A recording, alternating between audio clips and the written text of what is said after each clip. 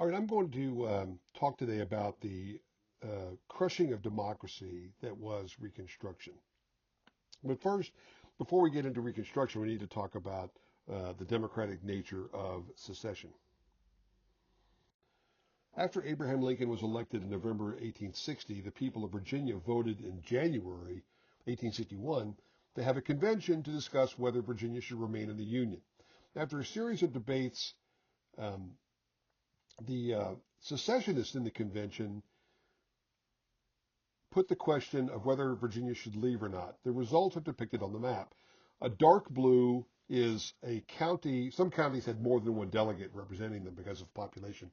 So the dark blue means multiple delegates voting for Union. Light blue means one delegate voting for Union. Dark red is multiple delegates voting to leave the Union, and pink is one delegate voting to leave the Union, and the gray are voters who were not there that day, or delegates who were not there that day. On April 15th, Abraham Lincoln called for troops to invade the southern states and overthrow their elected state governments, and the question of remaining in the Union or leaving the Union, it's like they flipped a switch. The delegates changed their votes on April 17th when the secessionists put the vote again, and the overwhelming majority of the convention voted to leave the Union, other than the counties that are on the Ohio River or the Maryland border. With a couple of exceptions. The question was sent to the people of Virginia to have a direct referendum, and that referendum took place on May 3rd. The results by county are listed on the slide here on the map. The dark red are counties that voted 83.3% or greater in favor of leaving the Union. The ones that are a lighter shade of red or a dark shade of pink are ones that voted between 66% and 83% to leave the Union. The pink are where a majority of the voters voted to leave the Union. The light blue are ones where a majority voted to stay in the Union. The darker blue or medium blue there is ones between 66 and 83% voted to stay in the Union, and the dark blue are the ones where 83 or better percent of the voters voted to stay in the Union. Again, you'll see that the Union sentiment is all the counties that border the Ohio or the Kanawha River or the state of Maryland. I'm sorry, the state of Pennsylvania.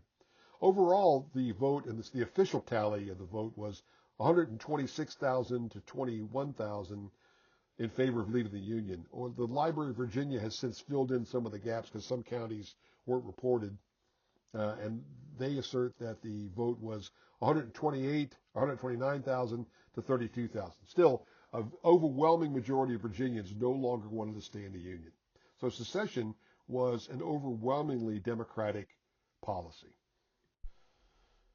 The Unionist delegates formed their own convention met in Wheeling in the northern panhandle, and they professed to be the representatives of the entire state of Virginia, and yet the delegates only from the blue counties depicted on the map are the ones that showed there, and yet despite this, it's the northern third of the state of West Virginia, plus Alexandria and Arlington. But they claimed to be the entire state of Virginia, and Abraham Lincoln accepted them as the legitimate government of Virginia.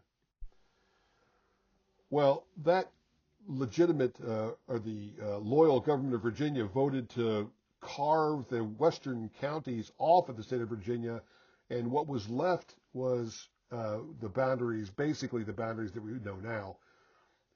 This, quote, restored government of Virginia met in Alexandria, and they had representatives from the counties depicted. This tiny proportion proclaimed themselves to be the legitimate representatives of the loyal state of Virginia. So that's what the government consisted of in 1863.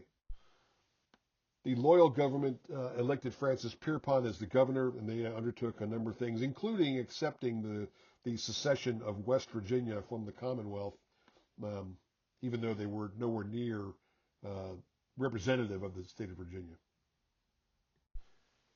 The quote-unquote loyal government of Virginia just voted to have a convention to draft a new constitution. And so they met in 1864. They were represented, here the counties depicted were represented. And basically what it amounts to was wherever the U.S. Army could uh, monitor the polling places, those counties were represented. The rest of the Commonwealth was not represented at all. And yet they drafted a new constitution for the Old Dominion. Two of the key players in Virginia history at the time that are sort of not talked about as much as they probably should be were, on the left is John B. Baldwin, and to the right is Alexander Hugh Holmes Stewart, both from Stanton. They played a pretty important role in events that transpired in secession and in Reconstruction. Both of them opposed secession on April 4th. Both of them eventually changed their votes to pro-secession on April 17th. They were not enthusiastic about leaving the Union. They tried to keep the Union together. But when Lincoln called for the use of military force to overthrow the elected state governments of the South, they both came around and said, I'm going to vote to leave the Union. Baldwin went on to serve as a colonel of the 52nd Virginia Infantry for a while before health made him resign, and Stewart went home and did not take an active role in politics. Here's a graph depicting black and white voting over the course of the decade. You'll see that there was a great number of votes by white Virginians in 1860 and 61. In 1865, there was a massive drop in voting.